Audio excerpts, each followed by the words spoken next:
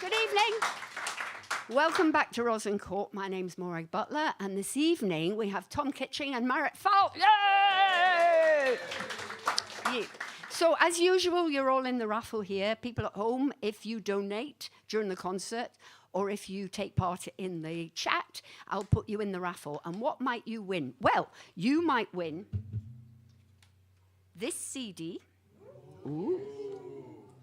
Or a Who Gives a Crap special edition toilet roll.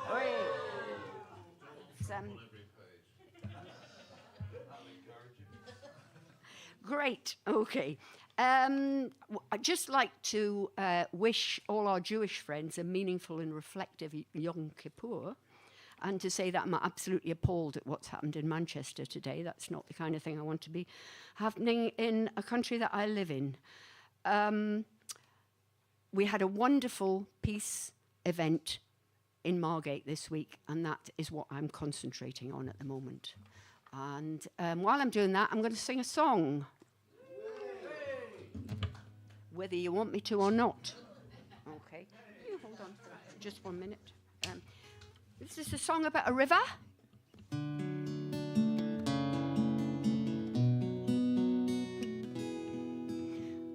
I cannot get to my love if I would deal, for the waters of time lie between him and me, and here I must sit with a tear in my eye, all sobbing and sighing, my true love to see.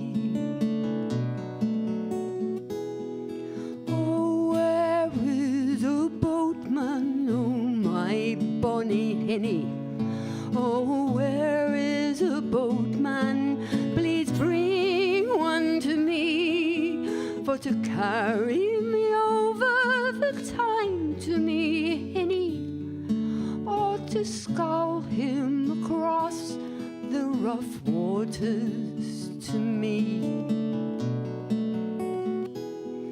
Oh, where is a boatman? I'll pay any money, and you for your troubles rewarded will be, if you carry me over the time to me, Henny, and I will remember the boatman and thee.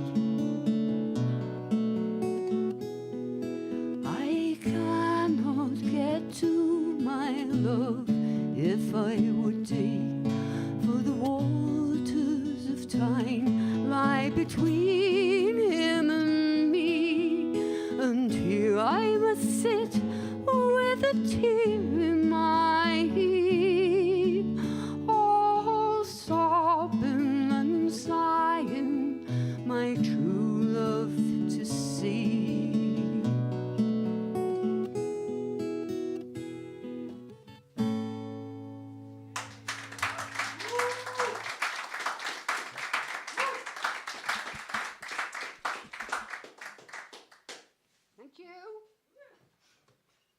Traditional song from Newcastle. Could you please whoop and cheer for Tom Kitching and Marit Falt?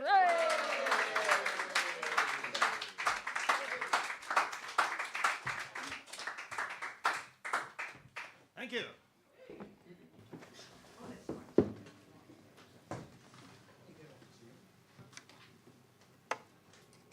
It is lovely to be here. Really? It really is, yeah. All right then. 1, 2, 3.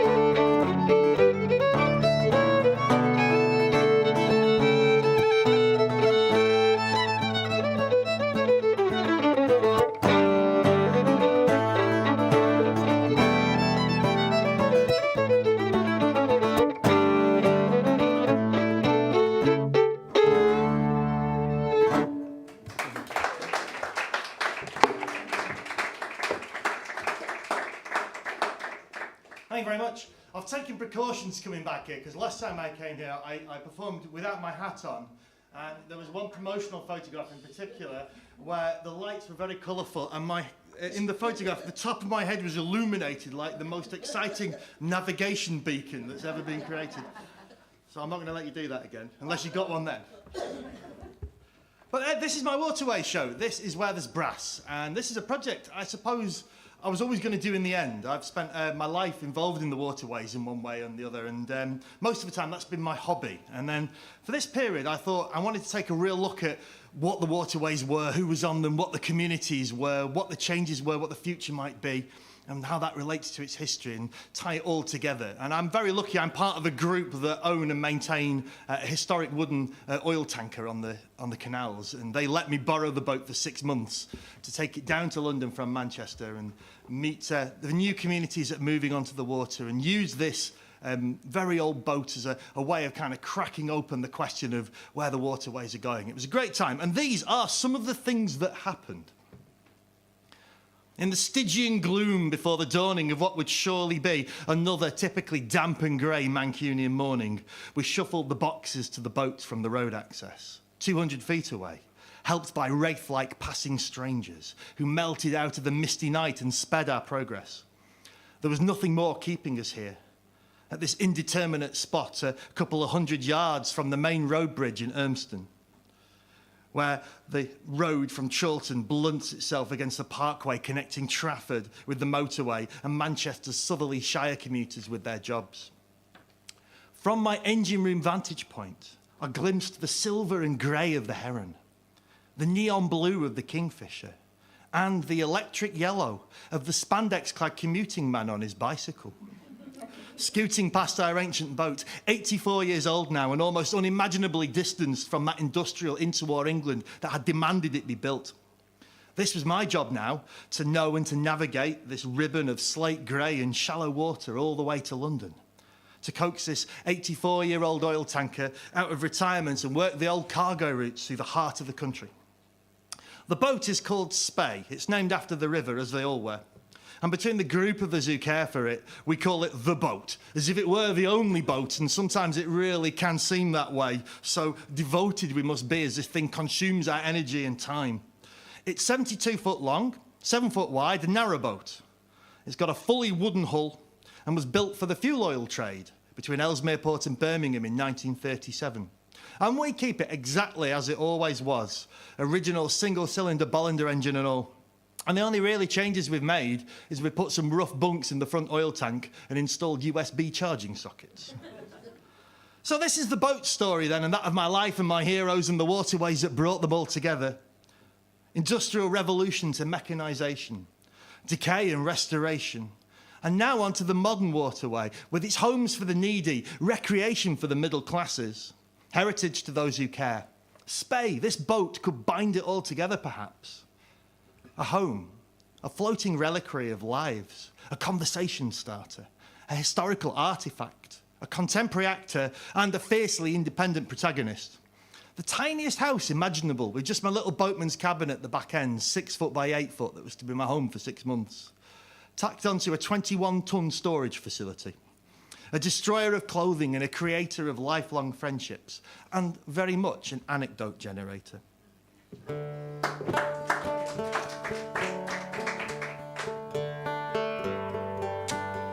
Doing this kind of writing, I was often advised that a lot more planning should go into it than kind of is seen on the surface. But I've kind of often found the opposite to be true, that the moments of serendipity where things are quietest can be the most reflective. Partway through the trip, I was down in Brentford, which was once a very thriving, humming sort of a place where the Grand Union Canal met the River Thames, and there were these great interchange basins where the ships would come off the river and exchange goods with the canal, and then the railway too joined in, and great big goods yards, and it must have been one heck of a place to see at its heyday. And when I got there, that was all long gone, and all that was left was kind of ruin where these great interchange basins once were. And the day I was there, one of the huge corrugated iron warehouses that run back from the top canal basin was being demolished, gas-axed into big slabs and carried away. And it seemed to me a shame that there was no one else there to record this moment passing into history. It'll probably be turned into, by now, some very fancy flats full of people that complain about all the boats that come down the canal. So I wrote this tune for the moment. It's called the Brentford Lullaby.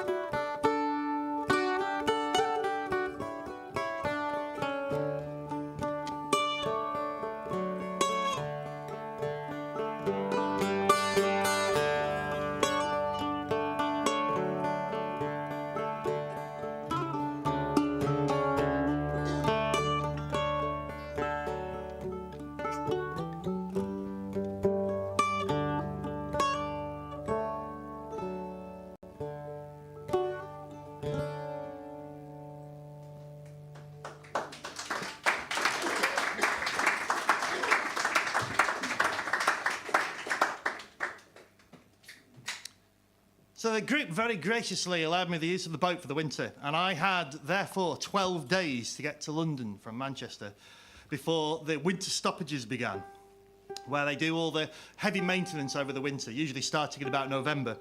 And so I had 12 days to get the boat from Manchester to a Denham Deep Lock near Uxbridge, and actually it was a great thing to do.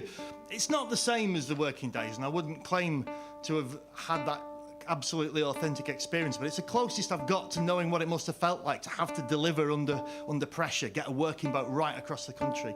And it was a really fun thing to do, and we got there with about half a day to spare and passed into the London network, and thought I'd have a good look. And London is a very crowded place. A lot of people have moved onto the water. Partly, I suppose, as a result of the general housing crisis, and partly because it is an attractive lifestyle and people really want to get into living on the water and the freedom and the experience that that brings. There's most people have a very positive reason for moving on, as well as that they need somewhere cheap to live in London. I really did find that. But there aren't a lot of mooring spaces, and I passed right through the city. And eventually I found myself at my first proper mooring on the River Lee above Stonebridge Lock near Tottenham. And behind me were two short narrowboats, covered in that mixed detritus of off-grid living, twisted logs of scavenged wood, spades, jerry cans and a wheelbarrow, that kind of thing. So I opened up the engine room doors and I set about cleaning the engine up a bit. It's a very old engine. It's called a Bollinger. It's just this one-cylinder unit of a thing with one massive piston. It does about 250 RPM flat out, and it has a hit-and-miss governor that gives it a very talkative sort of voice. And if you're wondering what that's like, we have the T-shirt over there. It's got the 16-point plan for how to operate your Bollinger engine. So the surprise hit of the tour is how many of those have gone. Although I did do a gig for the Russell Newbury Engine Owners Club, and they did not buy any of those T-shirts whatsoever. But as you can imagine, after 2 weeks of really cracking on to get down to London, the engine was a bit sticky by the end. That lubricating oil had pooled up around the engine mounts, and there was a general sort of greasy weariness to the whole place. As I wiped it all down, there was a woman walking a dog along the towpath, and she stopped by the boat, looked rather sceptically up and down at it, before leaning in through the engine room hatches and asking me the immortal question, "Is there a reason why so many of you shit in the woods?" Well, I had to admit, as conversation openers go, this was a very good one. I thought maybe it would make it a really good chapter heading for my forthcoming book. So her frown deepened as instead of answering her question, I got out my notepad and wrote it down instead. But I wished her well for the day, and I began to pack me bags. A friend had offered me the use of their washing machine over in Ilford, some 8 miles yonder, and the day being pleasant and supplies of clean underpants being very critical by this stage, I decided it was time to take up the offer. I took out the little folding bike we keep down the back oil tank and set off down the towpath with bags of dirty socks and pants balanced on the handlebars. My progress was sedate, I'll be honest, and it being a Saturday, I was regularly overtaken by those spandex-clad gentlemen on fantastically expensive bikes that you see at the weekend. I was in no hurry, though, and I was just glad to see a stretch of suburban London, so to speak, get a handle on the place. A digital pillar by the roadside informed me that I was cyclist number 129 of the day, although I was so slow it accounted me again before I got past it. An old-fashioned gentleman's outfitters rejoiced in the name of Wrong Gun, and the Aldersbrook Owls Club had presumably mislaid a B somewhere along the way.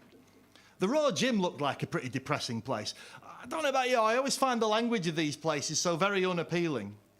"Train dirty, eat clean," it said, next to a giant photograph of a burger. The Centre for Excellence was shut. My friend Sarah took me for a walk across the Wanstead Flats and down the Rodding Valley, whilst her washing machine bravely entered unequal battle against a fortnight of boat pants. Passing by compassionate funerals, I considered the alternative. We gather here today to say our farewells to Tom Kitching, who was a complete prick. Eventually, the washing machine spat out the very best it could manage, and I loaded my bags up and man and machine wobbled my way back to the river, coming onto the towpath at Hackney Marshes and heading upstream. And there, coming round the corner, was a really fine sight to me. An old working boat called Clover, one of the old fellows Morton and Clayton Joshua boats, also with a single-cylinder original Bollinger engine in, and it was loaded right up with all the supplies that the liveaboard community in London need. The bags of coal, the nets of wood, bottles of gas, big diesel tank, various other bits and pieces, the essentials that you've got to have if you're going to live on the water. And Clover's one of a number of fuel boats that deliver around London. Every area's got its own fuel boat. London has lots because there's just such a huge community of people there.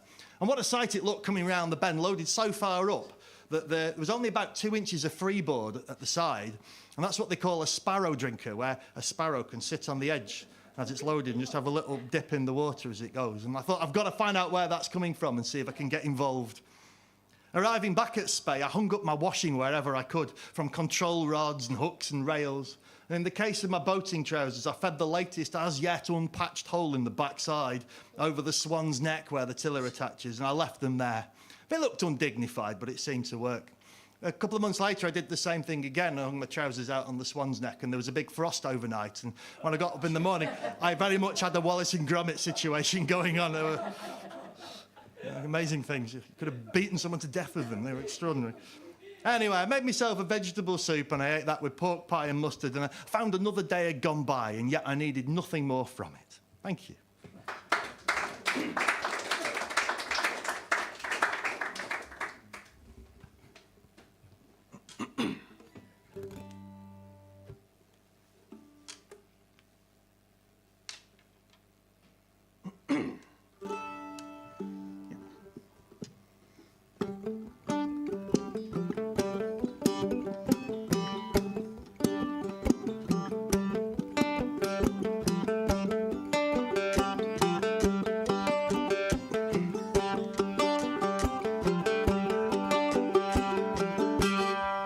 couple of years prior to that, I've been bringing the boat up through the Black Country.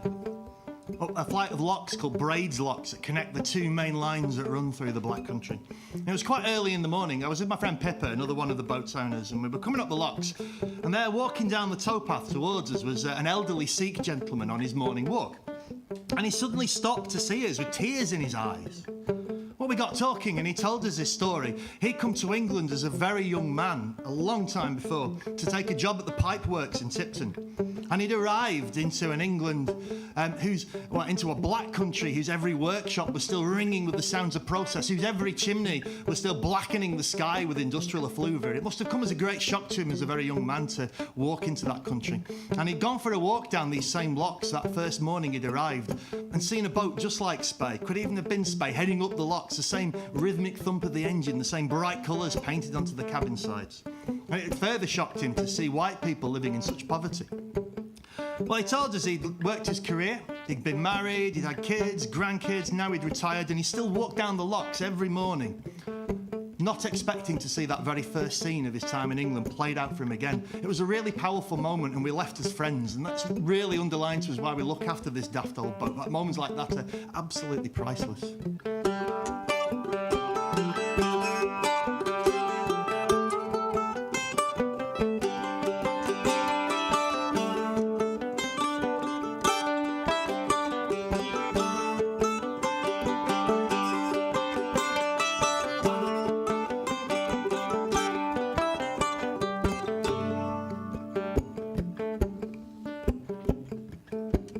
When I'd seen Clover come down the river, it reminded me that if you want to work on the waterways and deliver all this stuff, there's still no better way than the old working boats and the methods of operating them. These are things that have been arrived at over centuries by people at the absolute top of their game. It's still the best way to get the job done. When I'd seen Clover come round the corner, I'd known immediately I'd have to find out where they were coming from. So I discovered that they were emerging from a coal yard at Ponders End, South Island Marina. Once a week, they'd load up and head off into the city to provide these essential services for the community. So I made my way up there with Spey, moored up outside, presented myself and asked if I could volunteer to go on the coal run. And much to my surprise, they agreed to humour me.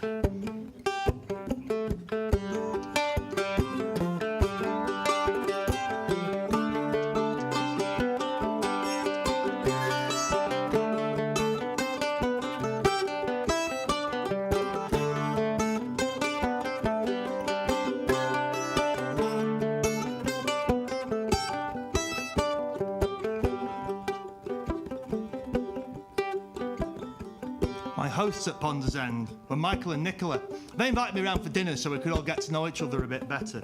I went round to their boat and I took with me a bottle of red wine which was added to an already well-supplied rack. And we sat down to dinner, a delicious quagmire of vegetarian pie full of exciting chunks and gravy and pastry. And we talked about boats and engines and fuel and coal.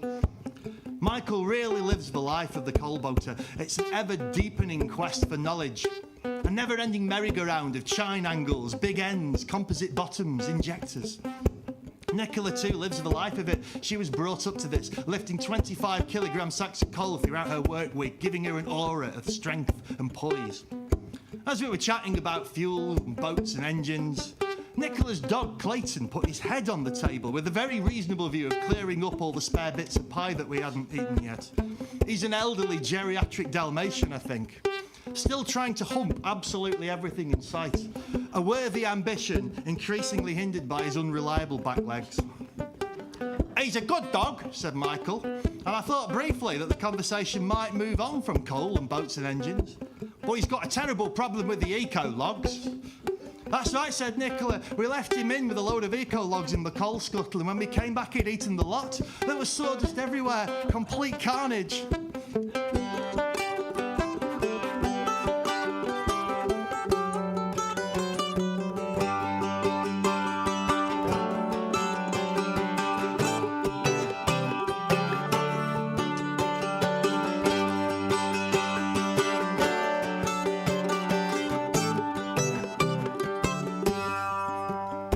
Another fuel boat comes out from Ponders End every week as well. It's called Emu, and this one goes upriver to Hertford and then on to Bishop Stortford. Skipper's a guy called Ben. He likes to do his coal boating on the ragged edge of the possible, boating hard into the night, putting trust in the reverse to work, never lighting the range, living entirely on cans of Monster energy drink. He returns back to base with a face blackened by coal dust beyond the reach of any soap yet invented. His assistant is a guy called Sean. He'd found the waterways perhaps a very typical way. Growing up in Tottenham, he'd seen the river at the end of his street, and then as a young man looking for a way to live in London on a low wage, he got himself a barge and moved onto the water. From there, he'd moved up to Ponder's End and got a berth in South Island Marina, and he too had fallen in love with the coal trade, going out with Ben every Saturday to help him out with the big load. As we were working upriver on one occasion on Emu on the coal boat, I realised I had to ask Sean the awkward question, and so I did so in my typically blunt manner. I said, "Sean, what's it like being a black guy living on the water?" And he said, "Well, people don't say much, but you get the looks, like, is he supposed to be there?" He said, "Me and my girlfriend hired a boat and we took it through the heart of Birmingham, and people were just looking at us like, are they supposed to be doing that?" "That's right," said Ben, chiming in from the tiller. "Sometimes people look at me like they want to say, 'Oi, Ben, you know you've got a black guy on your boat.'" "Thing is, though," said Sean, after we'd all laughed at the ridiculousness of it, he said, "it's very hard to be prejudiced against somebody you rely on for your essential supplies. Every time we're dropping off a bag of coal or a bottle of gas, that's a family that's staying warm this winter. That's babies that are staying warm. It's really important work, and people are so grateful for it."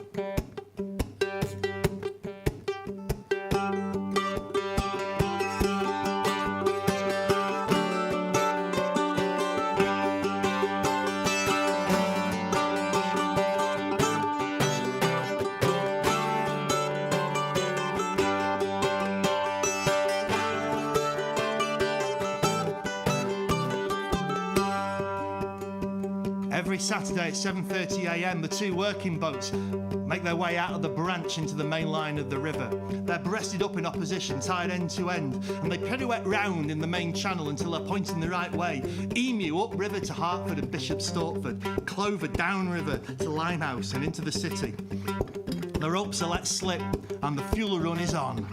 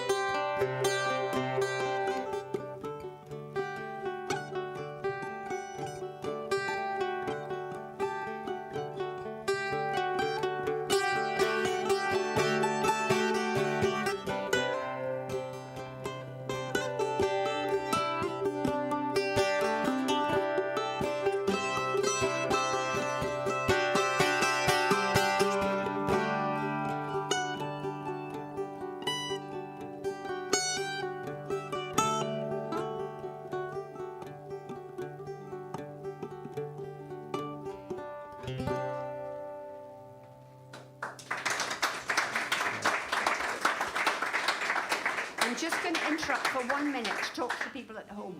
If you are in a position, please, to donate to the making of this event, we would very much appreciate it. And just to give you an example of what you might send, if you sent round about £5, £4.99 is the equivalent sum for buying a map of the Lancaster Canal. Yeah, which I think would be very appropriate. For £10, you could get a galvanised jug. Don't send galvanised jugs, please.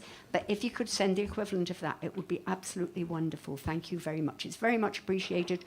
To the link that's at the bottom of the Got a galvanised nail if you want one. Thank you. Yeah. Well, we've got one already. We don't need another one. This is a bottom spike.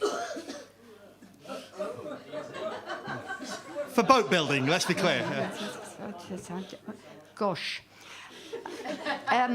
If people are not in the room, how can they get your merch? How can they get your books? Well, I'm glad you asked me that. Well, good. Right, I've got a website. It's www.tomkitching.co.uk, and there's a tab that says shop, and it's all on there, all the books, CDs, and the T-shirts as well.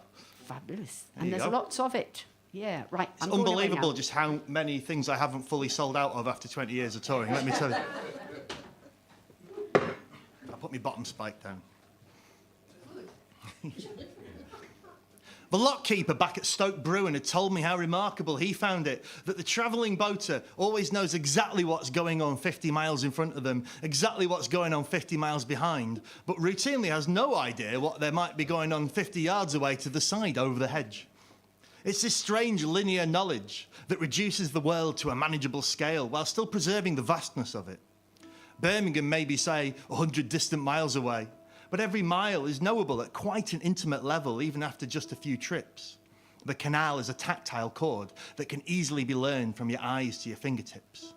When you moor up somewhere for a period, though, this perception begins to change, and the miles before and behind shrink away as possibilities, and instead the sides open up to you. In Haggerston, south of Tottenham, the long miles of potential melted from my thoughts, and instead walks took me off the canal at Bridges. Each trip a new road to discover. Haggerston is very well off, and Broadway Market showcases the very best of it. Artisan this, craft that, so fiercely independent that the proposed arrival of an organic shop I'd never heard of was being bitterly opposed on the basis that it might damage the indigenous stock of organic shops. I knew I needed some guidance, so I walked into the very upmarket wine shop. The proprietor took one look at me. Thickly bearded, weather-beaten, waxed jacket covered in paint and tar stains, the gait of a man who has worked his passage south.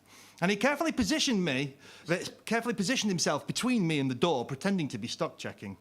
I put his mind at rest by buying something very nice and taking advice on restaurants. The next day, I hung out all my washing along the deck of the boat. Now, this boat, because it's an oil tanker, a lot of these working boats have got open sides and then clothed sides and a running board across the top. We're not like that, because we're a tanker. We've just got a big, long, flat deck, and the whole thing looks a bit like a miniature wooden aircraft carrier. And the deck is a great space for doing your drying on a good day. We've got an old folding prop that you can put halfway along against the clog guards, and tying a line off against the T-stud at the front and the engine room rings at the back. You've got a really good drying space. You can get it all hung up.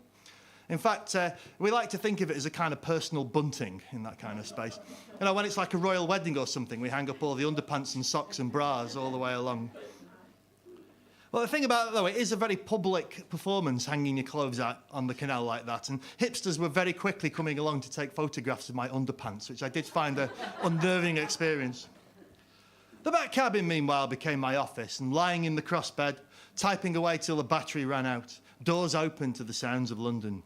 Fragments of conversation from the towpath found their way into my space, it being a focal point where the words reflected off the flat, smooth sides of the next moored boat. I heard of profit margins, disposable capital, property ladders, non-refundable deposits, and I wrote along to snippets of reggae and dance and R&B as joggers came past. The joy of being a travelling boater, I find, is to invite oneself into a postcode that one cannot otherwise afford. Haggerston, if I'm honest, is beyond me. The £6 loaves of bread, the Argentinian steak, the fine French wines, I can't afford to live there. But does that mean I don't deserve to be there, at least for a bit?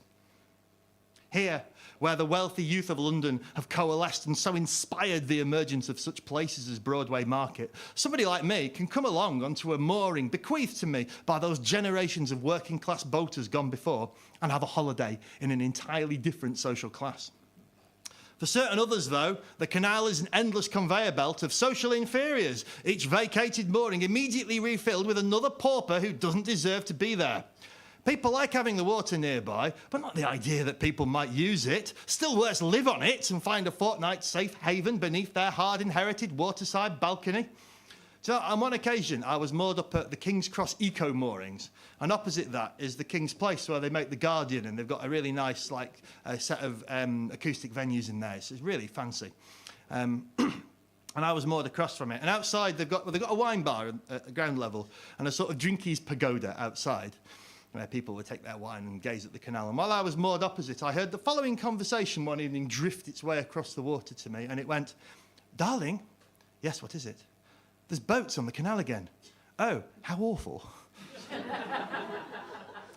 Moorings are subversive, for the equality of them respects no postcode and no social division. Moorings cannot be shifted to the suburbs and contained within carefully planned clearance slums, out of sight and out of mind. Every time someone talks about how all those tatty boats shouldn't be there and how something should be done, they're effectively saying that poorer people don't deserve access to their neighbourhood. Perhaps, you might retort, you should not have built your Jerusalem among these dark satanic mills. Among the £750,000 flats and artisan bakeries, personalised clothing boutiques, whole carcass butchers and poodles in bespoke onesies, a man sat on his little fiberglass boat, a minimal but contented living, playing his djembe happily along to some reggae. It was a sound that delighted me, for each beat of the drum was a small blow for equality. Thank you.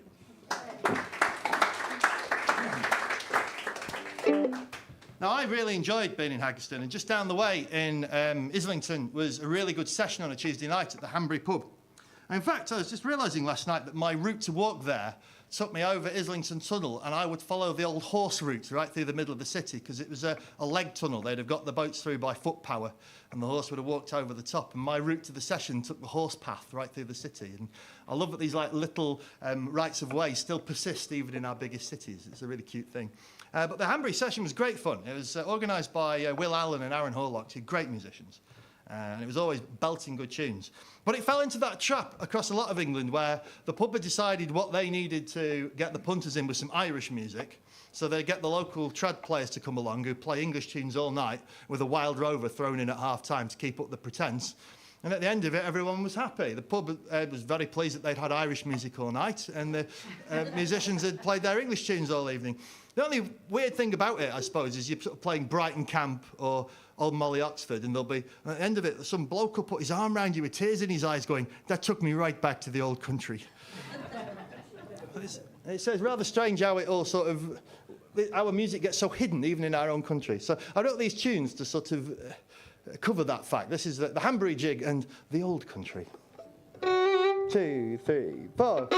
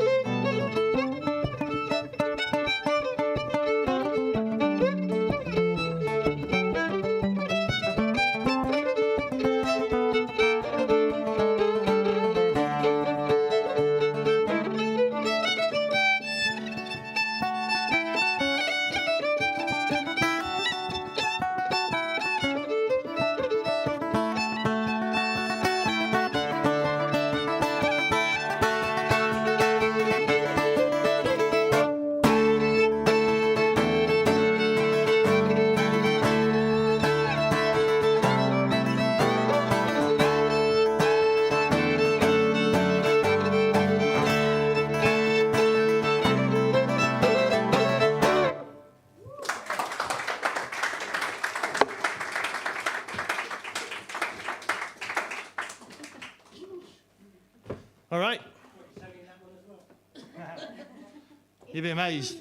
Could you turn the lights on behind you, please? Oh. See the string of lights right at the very bottom? There's a switch. The dragonflies. I like dragonflies.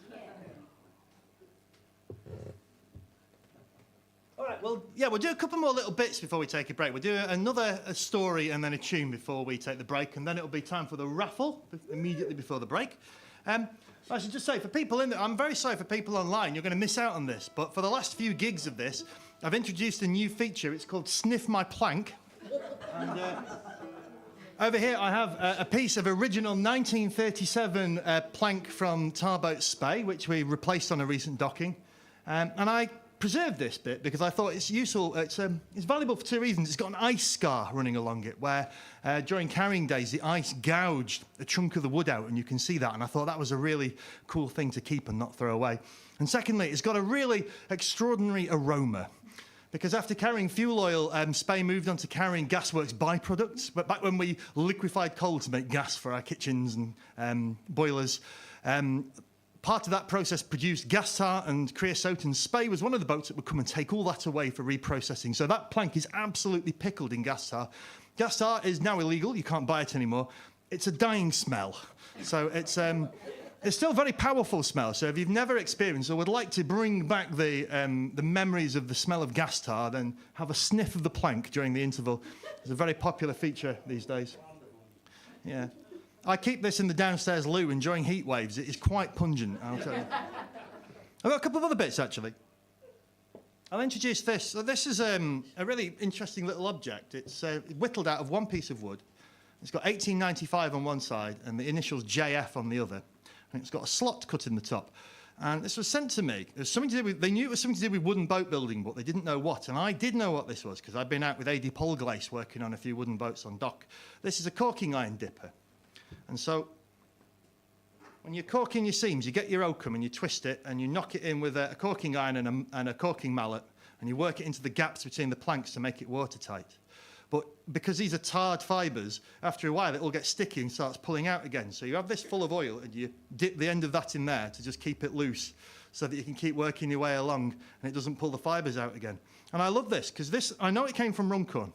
And in 1895, someone with the initials JF must have one night or over a few nights have whittled this as his corking iron dipper. I think it's the most beautiful, humble object. And it came to me, and I thought, on the one hand, it's kind of a museum piece, but on the other hand, if I was JF, and I've looked through the census and I can't figure out who it is, but if I was JF, I'd probably want to see it used. So every docking, I fill this up with engine oil and use it as my dipper. And I like to think that JF would approve of that. So do have a look. I think this is the most lovely thing. So as I say, we'll do one more little story and a tune before we take a break. If you're enjoying this, the book that I'm reading from, telling stories from, is called Where There's Brass. All the tunes that we're doing tonight, virtually with one or two exceptions, are on the album that goes with it of the same name. It's available on there. It's available on the website. If you're enjoying this sort of thing, I've got previous books that I've done, previous albums. If you're not really enjoying this, I've got some CDs of other people as well. And if music's just not your thing, people who've seen me before will note that I always carry a few copies of my father's book, British Bricks. 200 sumptuous colour plates of his favourite bricks.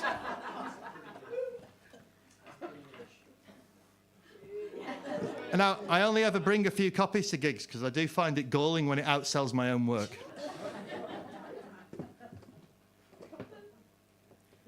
Well, we'll take a break after. We've got the T-shirt as well. We've got everything. You could be ruined tonight if you want to buy lots of things.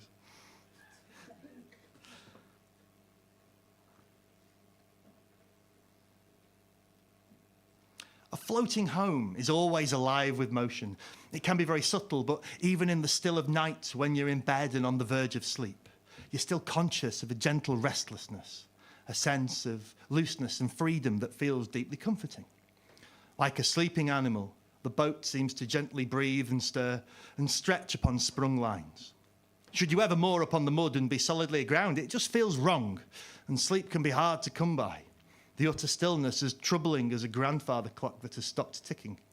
A grounded boat feels tense and stiff and trapped. A narrowboat owner quickly comes to recognise each little movement's character and assign it a likely cause, be that a passing boat, a gust of wind, a lock drawn off above or below, or that unmistakable shift that means a visitor has stepped on board. One day I was moored up on the Limehouse Cut. They're just putting a load of new rings down there. It's quite high-sided as well. And I just felt that kind of movement of somebody having got on my boat. So I went to look out the engine room doors down the deck, and there I could see a lady feeding geese on the deck with a great big carrier bag full of crusts, which I was not terribly impressed with. So I said, excuse me, please don't throw bread on my deck. I have to clean up all the bird shit afterwards. I'm not throwing bread on your deck, she replied indignantly, and what I had to admit was an impressively brazen performance for somebody who had an open bag full of bread crusts in her hand and was stood on a deck covered with more bread crusts and surrounded by a vibrant honking goose party. I said, I literally just watch you do it. If you don't like wildlife, you shouldn't live on the waterways, was her next line of attack. I said, I do love wildlife, I just don't like it crapping all over my home. Can you feed them in the water and not on my boat? I'll do what I want, she said. I said, OK, then where do you live? And I'll come round and fill that with bird shit. And then she told me that she thought I was very rude. And she walked off, and I brushed all the crusts off my deck, surrounded and followed by honking Egyptian geese who also thought I was very rude for spoiling their party. A few weeks later, it was like, you know, that nice first day you get in spring where the sun's out and it's nice and toasty for the first time. It was a lovely day. I was moored up above Stonebridge Lock, and again, I felt that movement of somebody definitely having stepped onto the boat. So I stuck my head out and I couldn't see anything. I thought, well, maybe I was wrong. But a boat owner is never wrong about such matters. And when I felt the movement again, about 15 minutes later, I stepped out to have a look. And there, on the deck, stretched out on the slide that covers the middle hatches, sunbathing on this warm slab of brown board, was an enormous orange dog of highly diverse pedigree. A fine pair of big balls hanging out and getting a good toasting in the first sunshine of the year. I walked up to him and said, hello. Without opening his eyes, he gave one thumping wag of his massive thick tail and continued to sleep. And I did what must always be done with sleeping dogs, and I let him lie.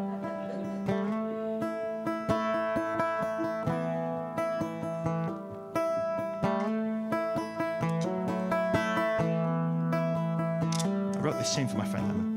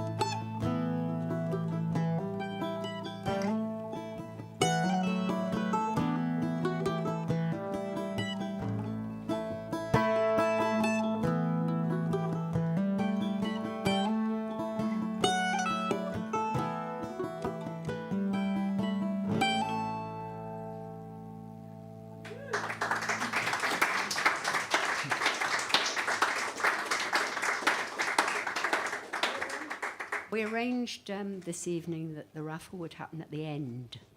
So I'm going to ask Tom to pull out the two. You want two? Two? Not two. There you go. Are you going to read them out? Oh. Can you read them out? No, you can't read it. Peter Caning? Caring? Caring? Peter Canning? Peter, he's out there. Peter, send me your Out address. in the world. You've won this CD. Okay, next one. Liam Markham. I know who that is. Ooh, he's out there as well. Yes. Send me your address. That's great. He actually lives 2 streets away from me, so Oh, I can great. deliver it. I can deliver he it. can yeah. deliver it for you. That's fantastic. You've won a toilet roll. That's very. It's great having a single toilet roll delivered. That's really rather wonderful. I'd just like to do a shout out for Michael and Kit watching in Cleveland, in America. They're America. It's very exciting. Can we please thank Tom Kitching and Marit Falt for a lovely first half?